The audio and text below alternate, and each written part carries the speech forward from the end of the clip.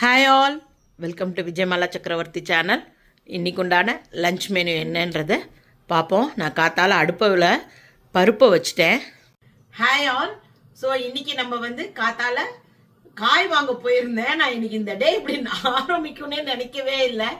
2 வீலரில் போயின்னு இருந்தேன்னா ஒரு குலவை ஸ்ட்ரைட்டாக கையில் அட்டி சர்க்குன்னு ஒரு கொத்து போட்டுது. பயங்கரமா கை இப்ப கொஞ்சம் வீக்க வடிஞ்சிருக்கு. விரல் எல்லாம் பயங்கர வீக்கம். இந்த இடம் ஃபுல்லும் ரெட்டிஷா இருக்கு. சோ ஒரே அமக்கலாம். இந்த கையில ஒரே அப்பாக்கு வேலை பண்ணி பண்ணி அலர்ஜி ஆறுது. கிளவுஸ் அலர்ஜி ஆறுது. நான் பவுடர் போட்டா கூட எனக்கு அலர்ஜி ஆறுது. ஏன்னா சோப்புல கை அலம்பிண்டே இருக்கேன் இல்லையா. அடிக்கடி இந்த டாய்லெட் கிளீனிங் எல்லாம் பண்ற நேரத்துல கை அலம்பாம எப்படி இருக்க முடியும்? டாக்டர் தண்ணியே போடக்கூடாது அப்படின்ற, அதெல்லாம் நடக்கிற காரியமா வயசானவளை வச்சுட்டு. சோ இதுதான் இன்னைக்கு உண்டான என்னோட ஸ்டோரி. சோ இன்னைக்கு நம்ம சிறுகீரை வாங்கிட்டு வந்திருக்கேன். அதே போல இன்னைக்கு இந்த ஊர்ல கஞ்சின்னு ஒண்ணு பண்ணுவா, அது பண்ண போறேன் இன்னைக்கு. காரணம் என்னன்னா கொஞ்சம் நிறைய அப்படி இப்படி வெளியில எல்லாம் சாப்பிட்டாச்சு. அதனால ஒரு கிளன்சிங் பண்ற மாதிரி பச்சை பயிறு முளை கட்டினது கொஞ்சம் இருக்கு. அதை வச்சு ஒரு கஞ்சி பண்ணிட போறேன். அப்பாவுக்கு பருப்பு சாத்தும் பண்ணிட்டு, நான் அன்னைக்கு ஒரு வெண்டைக்காய ஸ்டஃப்டு வெண்டைக்காய் பண்ணேன் இல்லையா, அதையே கொஞ்சம் கஷ்டமா இருக்கும், அது ப்ராசஸ் பெருசுன்ற மாதிரி ஃபீல் பண்ணல இல்லையா. சோ அதையே நான் ஈஸி மெத்தட்லயும் பண்ணி காட்டுறேன். ரொம்ப டேஸ்டியா இருக்கும். உடனே பண்ணாதான் அதோடைய சீக்வன்ஸ் கரெக்டா இருக்கும். சோ அதனால வெண்டைக்காய வச்சு ஒரு ஐட்டம், அதே ஐட்டத்தை ஈஸி மெத்தட்ல உங்களுக்கு பண்ணி காட்டுறேன். சோ இதெல்லாம் தான் இன்னைக்கு உண்டான குக்கிங்ல இருக்கு. சோ உங்க எல்லாருக்குமே வீடியோ பிடிச்சிருந்தா தயவுசெய்து வீடியோவை லைக் பண்ணிட்டு பாருங்க. நான் ஆல்ரெடி பருப்பு வச்சுட்டேன் அடுப்புல. பிகாஸ் இந்த போயிட்டு இந்த வலி வந்ததுல எல்லாம் கொஞ்சம் டைம் ஆயிடுத்து. என் பொண்ணு வேற கத்தால கால் பண்ணாலா, அவ வேற கலக்கி விட்டா. ஐயோ குழவி கடிச்சுடுத்தா, உடம்பெல்லாம் வீங்கிடும், மூஞ்செல்லாம் வீங்கிடும், உனக்கு இவ்வளவு பெருசா ஆக போறதுன்னு வேற பயமுடுத்தி விட்டா. கிடுகிடன் மூஞ்செல்லாம் வீங்கிறதுக்கு முன்னாடி சமையல் பண்ணிடலாம் உங்களுக்கு அப்படின்ட்டு. சோ அதெல்லாம் ஒன்றும் ஆகாது. ஒருத்தருக்கு அலர்ஜி ஆகும், அது மாதிரி எல்லாம் எதுவும் ஆகாது, பயப்பட வேண்டாம். நான் சும்மா கிண்டலுக்கு தான் சொன்னேன். சோ நம்ம இப்ப சமைக்கிறதுக்கு போலாம் வாங்கோ. ஸோ ஒரு அருமையான தொக்கு, கீரை தொக்கு, முளை கட்டின பச்சை பயிறு கஞ்சி, வெண்டைக்காய் ஃப்ரை, ஒரு ரசம், எல்லாமே இன்னைக்கு யூனிக்கான காம்பினேஷனில் ஃபுட் ரெடி ஆகுது. இதை எப்படி பண்ணுறதுன்னு நம்ம வீடியோக்குள்ளே போய் பார்க்கலாம் வாங்கோ. ஸோ நான் இப்போ பருப்பை எடுத்து வச்சுட்டேன். தக்காளி பருப்பு எல்லாம் எடுத்துட்டாச்சு. புளி நினச்சிட்டுருக்கேன் ரசத்துக்கு. இதை அப்புறமா பண்ணலாம். இப்போ நம்ம கஞ்சி ரெடி பண்ணுறதுக்கு என்னென்னன்றதை பார்த்தேன்னா முளை கட்டின பச்சை பயிறு. இது நான் ஸ்டீம்டு ரைஸ், எங்கள் ஆத்தில் ரெகுலராக பண்ணுற அரிசி தான் எடுத்துட்டுருக்கேன். இது உங்களுக்கு வேணும்னாக்கா இதில் நீங்கள் ரெட் ரைஸ் போட்டுக்கலாம். இல்லைனாக்கா ஈவன் இந்த கியூனோவா இருக்கு இல்லையா, அது கூட போட்டுக்கலாம். கஞ்சி தானே இது. ஸோ இது ரெண்டுத்தையும் ஃபஸ்ட்டு நம்ம ஒன்றா கலந்துட்டு இது ரெண்டுத்தையுமே நல்லா அலம்பி எடுத்துன்னு வந்துட்டேன். இதுக்கு தேவையான சாமான்கள் அந்த அரிசி பச்சை பயிறு முளை கட்டினது, அதுக்கப்புறமா தேங்காய் ஒரு 1/4 மூடி, அப்புறம் சின்ன வெங்காயம், பச்சை மிளகா, இஞ்சி, பூண்டு, கொத்தமல்லி, உப்பு, மஞ்சப்பொடி, பெருங்காயம், ஜீரகம். இப்போ என்ன பண்ணலாம், இந்த பெருங்காயம், மஞ்சப்பொடி, உப்பு இது எல்லாத்தையுமே போட்டுட்டு என்ன பண்ணலாம், இந்த சாமானில் நல்லா தாராளமாக, யூஸ்வலி நம்ம என்ன பண்ணுவோம் 1க்கு 2.5 தண்ணி வைப்போம் இல்லையா, இது கிட்டத்தட்ட 4 டம்ளர் கூட தண்ணி ஊற்றலாம். கஞ்சி தானே அது. ஸோ அதனால் நான் இதில் ஒரு எந்த டம்ளரால் அளவு எடுத்துட்டேனோ அதில் 4 டம்ளர் ஜலம் ஊற்றுறேன். கப்பில் எனக்கு 2 கப்பு கணக்கு வரும். ஸோ இது மாதிரி இன்னும் 1 கப்பு ஊற்றிடுறேன். ஸோ எல்லாத்தையுமே நான் இப்போ குக்கரில் போட்டுன்ட்டேன். இப்போ அரைச்சிக்கிறதையும் சேர்த்து அதை குக்கரோடையே சேர்த்து நம்ம போட்டு விசில் விட்டு எடுக்கலாம். 1/4 மூடி தேங்காய், ஜீரகம். ஃபஸ்ட்டு இதை ஒரு கொரன்னு அடிச்சுடுறேன். என் மிக்ஸி பாடாப்படுத்துறது. ஸோ அதனால் ஃபஸ்ட்டு ஒரு கொரப்பாக அரைச்சிட்டு அதுக்கப்புறம் இதெல்லாம் பண்ணி ஒரே ஒரு சுற்றிக்கலாம். எல்லாமே கொரன்னு அரைச்சா போகிறோம். இப்போ கொத்தமல்லி, பூண்டு, அதுக்கப்புறமா சின்ன வெங்காயம், பச்சை மிளகா, இஞ்சி. ஸோ நம்ம என்ன பண்ணலாம், இதை எல்லாத்தையுமே இப்போ நல்லா ஒரு கொரப்பாக அரைச்சி எடுத்துக்கலாம். இந்த அளவுக்கு கொரன்னு அரைச்சிட்டா போகிறோம். இப்போ அரைச்ச இந்த சாமானையும் இதோட சேர்த்துன்றலாம். இதை நான் கம்ப்ளீட்டாக வழித்து அதில் போட்டுட்டு காமிக்கிறேன். இப்போ அரைச்சதை நம்ம நல்லா மிக்ஸ் பண்ணி விட்டுக்கலாம்.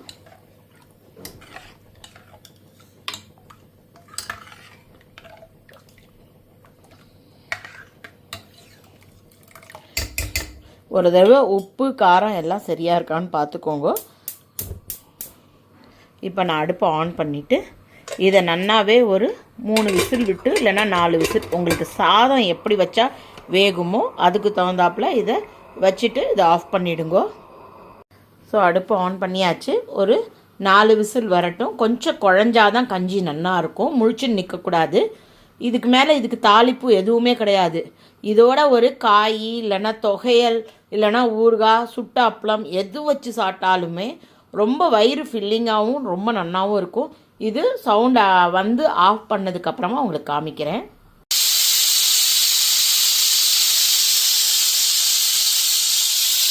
ஸோ இப்போ நம்ம கஞ்சியில் ப்ரெஷர் அடங்கி எடுத்து அது எப்படி வந்திருக்குன்னு பார்க்கலாம். அப்பா கைவலி ஃபஸ்ட் கிளாஸாக வந்திருக்கு. நான் தண்ணி எவ்வளோ வச்சு கூட கரெக்டாக வந்துடுத்து. சப்போஸ் உங்களுக்கு வேணும்னா நீங்கள் வந்து இதில் ஜலம் இன்னும் கொஞ்சம் குத்தி நல்லா ஒரு கரைச்சி ஒரு கஞ்சி பதத்துக்கு சாப்பிட்டுக்கலாம்.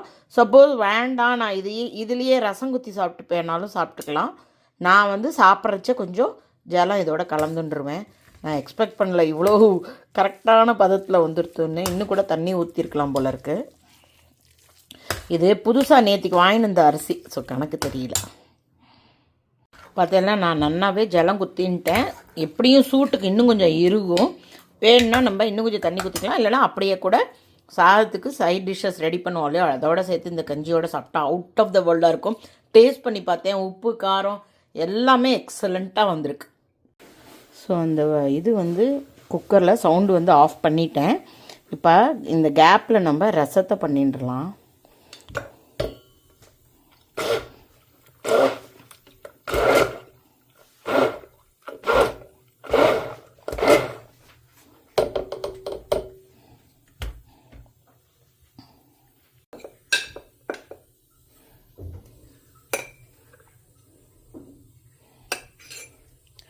இது எல்லாத்தையும் போட்டு ஒரு கொதி விட்டுட்டு நெய்யில் கடுகு ஜீரகம் பெருங்காயம் கருவேப்பிலை தாளித்து கொட்டிட்டோம் அப்படின்னாக்கா அப்பாவுக்கு பருப்பு ரசம் ரெடி ஆகிடும்.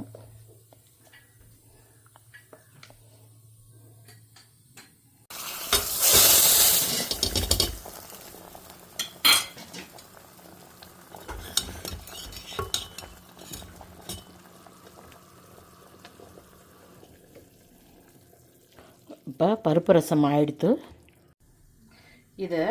இதெல்லாம் வந்து கொஞ்சோண்டு இந்த லாஸ்ட் டைம் நான் இந்த கொண்டையெல்லாம் எடுக்க வேண்டாம்னு சொன்னேன்ல, இதில் இப்போ நம்ம நார்மலாக தானே பண்ண போகிறோம். ஸோ கொண்டையெல்லாம் எடுத்துட்டு இது சும்மா ஒரு மாதிரி கிராஸை கட் பண்ணிக்கோங்க.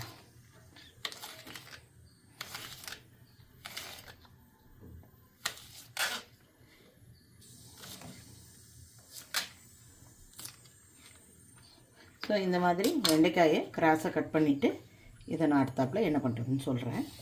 ஸோ இப்போ நம்ம வெண்டைக்காய்க்குள்ளே வைக்கிறதுக்கு என்ன அந்த வேர்க்கடலை ஒரு 4 டீஸ்பூன் எடுத்து வறுத்து தோல் எடுத்துட்டுருக்கேன் இல்லையா, அதை எடுத்து போட்டுருக்கேன்.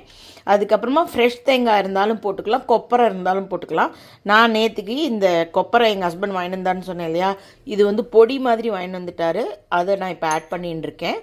அதுக்கப்புறமா சோம்பு ஒரு டீஸ்பூன், ஜீரகம் வந்து ஒரு 3/4 டீஸ்பூன் போட்டுருக்கேன். காரப்பொடி போட்டுக்கலாம், பட் என்னோட இருக்கிறது ரொம்ப காரமாக இருக்குது. இன்றைக்கி கொஞ்சம் காரம் கம்மியாக இருந்தால் தேவலாம் போல் இருக்குது வயிற்றுக்கு. ஸோ அதனால் நான் இன்றைக்கி வந்து பேடிகை சில்லி ஒரு 4-5 போட்டுருக்கேன். இதில் காரம் கிடையாது, கலர் மட்டும்தான் கொடுக்கும். இதோடு சேர்ந்து உப்பையும் போட்டுக்கலாம். ஸோ தட் அரைக்கிற பேஸ்ட்டில் வந்து உள்ள ஸ்டஃபிங்க்கு ஈஸியாக இருக்கும். கொஞ்சமாக மஞ்சப்பொடி, சில பேர் வேணுங்கிறவா இதில் கரம் மசாலா கூட போட்டுக்கலாம். எனக்கு கரம் மசாலா நார்மல் சாப்பாட்டில் பிடிக்காது. லாஸ்ட் டைம் வந்து நான் இந்த அரைச்சதை வந்து ஜலங்குத்தி அரைச்சி எடுத்துட்டேன். இப்போ வந்து நான் ஜலங்குத்தாமல் இதுவாக தான் பொடியாக தான் எடுத்துட்டுருக்கேன். தேங்காய் இருக்கிறதுனால அது ஒரு கொஞ்சம் ஈரத்தன்மை தெரியறது. வெண்டைக்காயை முழுக்க கட் பண்ணி எடுத்துட்டேன். எண்ணெயை வானலியில் வச்சுட்டுருக்கேன். இதை லேசாக இப்போ கொஞ்சம் கரகரப்பாகவே பொரித்து எடுத்துக்கலாம். பக்கத்துலேயே அப்பாவுக்கும் சாதத்தை வச்சுட்டேன். அப்பாவுக்கு வந்து முளை கட்டின ஐட்டங்கள்லாம் கொடுக்கறதுக்கு இல்லை. ஸோ பச்சை பயிர் வந்து முளை கட்டினது. ஸோ அதனால் அதை வந்து அப்பாவுக்கு கொடுக்க முடியாதுன்றதுனால தனியாக சாதம் வச்சுருக்கேன். எண்ணெய் சுட்ட கையோடு நம்ம வந்து இப்போ வெண்டைக்காயை ஃபஸ்ட்டு பொரித்து எடுத்துட்டுலாம். ஒன் மோர் திங், யாரோ என்கிட்ட கேட்டிருந்தா இந்த எண்ணெய் உங்களது திக்காக இருக்குது, எங்களதெல்லாம் தின்னாக இருக்குன்னு. இது பார்த்தேன்னாக்கா நான் பொரிக்கிறதுக்கு வந்து சன்ஃப்ளவர் ரீஃபைண்ட் ஆயில். இந்த ரீஃபைண்ட் ஆயிலில் நீங்கள் பார்த்தேன்னா ரொம்ப பதப்படுத்தி அது ஏதோ சுத்தப்படுத்துறச்ச கொழுப்பு தன்மையெல்லாம் போயிடுறதுன்னு நினைக்கிறேன். ஸோ அதனால் கொஞ்சம் லிக்யூடாக தான் இருக்குது பார்த்தேன்னாக்கா. இதே நீங்கள் வந்து செக்கில் ஆட்டின எண்ணெயெல்லாம் கொஞ்சம் கன்சிஸ்டன்சி வந்து திக்காக தான் இருக்குது. அது வந்து ரொம்ப ரீஃபைன் பண்ணாததுனால உங்களுக்கு திக்னஸ் இருக்குன்றது என்னோட understanding. I may be wrong. So நான் just I want to tell this. எண்ணெய் சுட ஆரம்பிச்சுடுத்து நம்ம வெண்டைக்காயை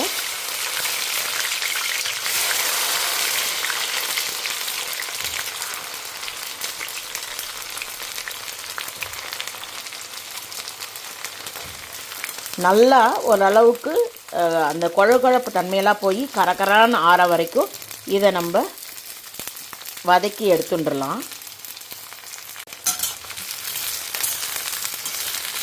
கொஞ்சம் எண்ணெய் கூட இருந்தால் மட்டும்தான் இந்த உங்களுக்கு அந்த கரகரப்பு வரும். இல்லைன்னா திருப்பி குழகுழான்னு தான் வந்துருக்கும் திருப்பி. ஸோ இதை நல்லா பொரியட்டும். பார்த்தேன்னா நல்லா கரகரான்னு ஆயிடுத்து. கலர் நல்ல ப்ரௌன் கலர் வந்துடுத்து. எண்ணெய் பாருங்க வச்சது எண்ணெய் அப்படியே நின்றுடுத்து. எப்பயுமே கத்திரிக்காய் வெண்டைக்காய் இதெல்லாம் நீங்கள் பொரிச்சேன்னா எண்ணெய் குடிக்காது. இப்போ நம்ம என்ன பண்ணிடலாம், அந்த எண்ணெயை அப்படியே வடிகட்டி எடுத்துன்ட்டு இந்த வெண்டைக்காயை ஃபஸ்ட்டு தனியாக எடுத்து வச்சுக்கலாம். கொஞ்சம் எண்ணெய் மட்டும் யூஸ் பண்ணி அந்த பொடியை ஃபஸ்ட்டு அதில் வதக்கிக்கலாம்.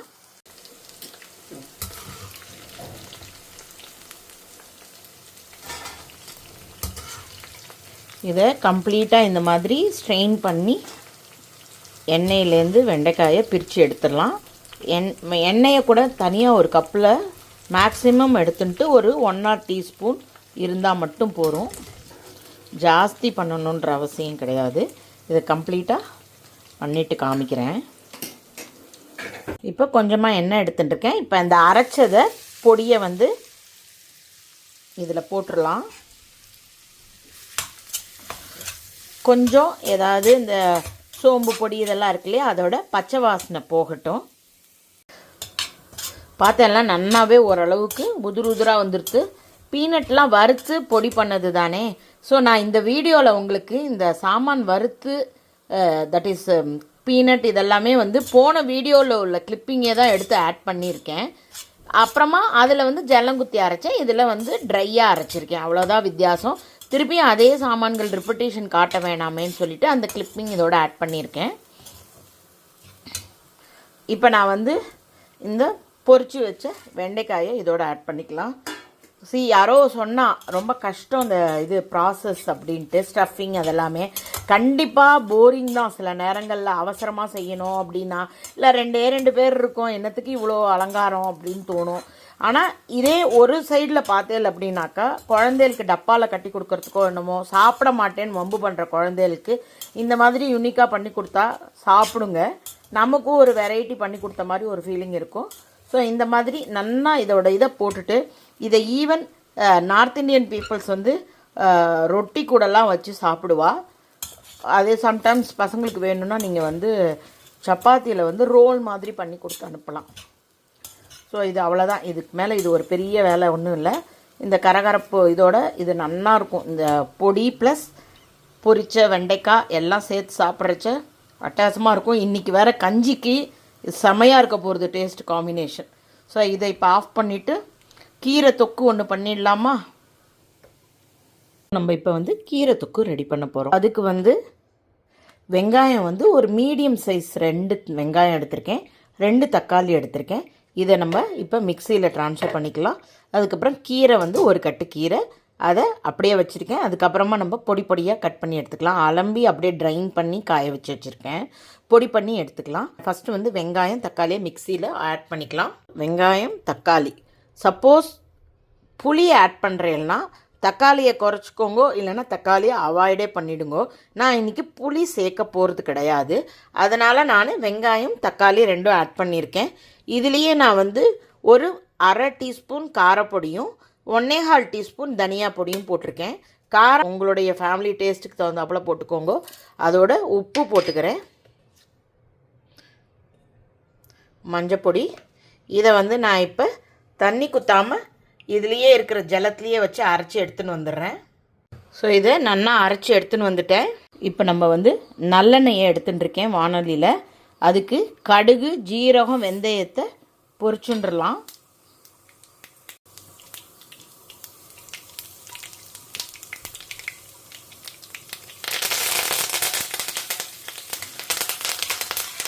பெருங்காயம், கருவேப்பிலை, அரைச்சி வச்சதை போட்டுருக்கேன்.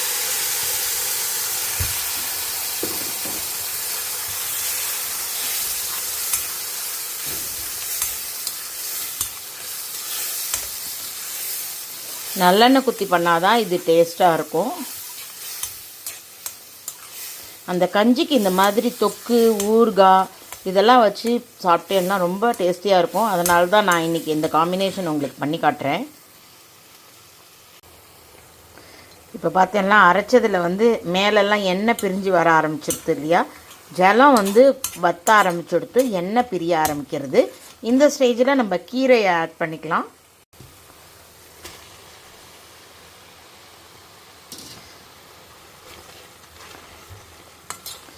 நிமிஷமாக கீரை குன்னி போயிடும். ஆல்ரெடி எல்லாமே உப்பு, காரம், தனியா, மஞ்சப்பொடி எல்லாமே போட்டாச்சு. வெங்காயம், தக்காளி எல்லாம் பச்சை வாசனையும் போயிடுத்து. இப்போ கீரையோட அந்த பச்சைத்தன்மை போய் நல்லா சுருண்டு வரணும். அது வரைக்கும் நம்ம இதை வதக்க வேண்டிதான். இதை நல்லா வதக்கிட்டு உங்களுக்கு காமிக்கிறேன். போட்ட கீரையெல்லாம் நன்னாவே சுருங்கிடுத்து. ஆனால் இன்னும் நல்லா வதங்கணும். எண்ணெய் பிரிஞ்சு வர வரைக்கும் வதங்கினா தான் அதுக்கு பேர் தொக்கு. இல்லைன்னா இது மாதிரி கூட்டு மாதிரி ஆகிடும் பார்க்குறதுக்கு. இதில் உள்ள ஜலம், கீரையில் உள்ள ஜலம்லாம் திருப்பியும் வற்றி நல்லா சுருளை வர வரைக்கும் நம்ம வதக்கலாம். நான் நல்லா சுருளை வந்ததுக்கப்புறமா காமிக்கிறேன். பார்த்தேன்னா தண்ணி கம்ப்ளீட்டாக வற்றி எடுத்து இந்த கன்சிஸ்டன்சி போதுமானது தான். இதில் நான் வந்து தக்காளி அரைச்சதுனால கலர் வந்து கொஞ்சம் ரெட்டிஷாக இருக்குது. இதே வந்து வெங்காயமும் புளியும் மட்டும் அரைச்சேனாக்க இன்னும் கொஞ்சம் டார்க்கர் ஷேடில் உங்களுக்கு கிடைக்கும். ஸோ இப்போ ஆல்மோஸ்ட் நீங்கள் புளி வச்சு அரைச்சேல் அப்படின்னாக்கா கொஞ்சமாக வெல்லம் போட்டுக்கோங்க. நான் இன்றைக்கி வெல்லம் போடலை. தக்காளிக்கு வந்து வெல்லம் போடணுன்ற அவசியம் இல்லை. கரெக்டான புளிப்பு தன்மை இருக்குது. இந்த அளவுக்கு வேணும். சாட்டில் பிசைஞ்சு சாப்பிட்டோம் சரி, தொட்டுண்டு சாப்பிட்டாலுமே நல்லாயிருக்கும். ஸோ இப்போ இந்த தொக்கை வந்து ஆஃப் பண்ணி விடுறேன். இதை ஒரு பவுலுக்கு ட்ரான்ஸ்ஃபர் பண்ணிவிடுறேன். தொக்கு பார்த்தேன்னா ஃபஸ்ட் கிளாஸாக ரெடி ஆகிடுத்து. எவ்வளோ கொஞ்சமாக வந்திருக்குல்ல, நம்ம அவ்வளோ கீரை எல்லாமே போட்டு கூட. ஸோ சுருளை வதக்கினா அவ்வளோதான் வரும். இன்றைக்கு உண்டான தளிகை சுட சுட ரெடி ஆகிடுத்து. பார்த்தேன்னா அப்பாவுக்கு தனியாக சாதம் எடுத்து வச்சுருக்கேன் குக்கரில். அதுக்கப்புறமா எங்களுக்கு வந்து முளைக்கட்டின பச்சை பயிறு கஞ்சி ரெடி பண்ணியிருக்கேன். இது இந்த ஊரில் பண்ணக்கூடிய ஒரு யூனிக் ஸ்டைல் இது.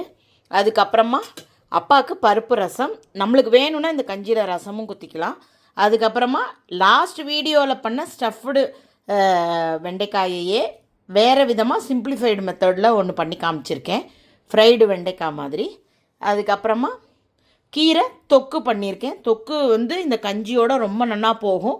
ஸோ இதெல்லாம் தான் இன்றைக்கு உண்டான லஞ்ச் மெனு. இதை நான் இப்போ சர்வ் பண்ணி காமிக்கிறேன். ஸோ எவ்வளோ அப்பிடைசிங்காக இருக்குல்ல, பிளேட்டர் பார்த்தா ரொம்ப அழகாக இருக்குது. ஸோ அருமையான ஒரு கஞ்சி, கீரை தொக்கு, வெண்டைக்காய் ஃப்ரை, சாத்துந்து, ஜலம், ஸ்பூன் எல்லாம் அழகழகாக ரெடியாக எடுத்து இப்போ நாங்கள் சாப்பிட போகிறோம். Hope you are all enjoying my video. If you like it, please like and subscribe my channel. Thank you for watching. Bye bye all.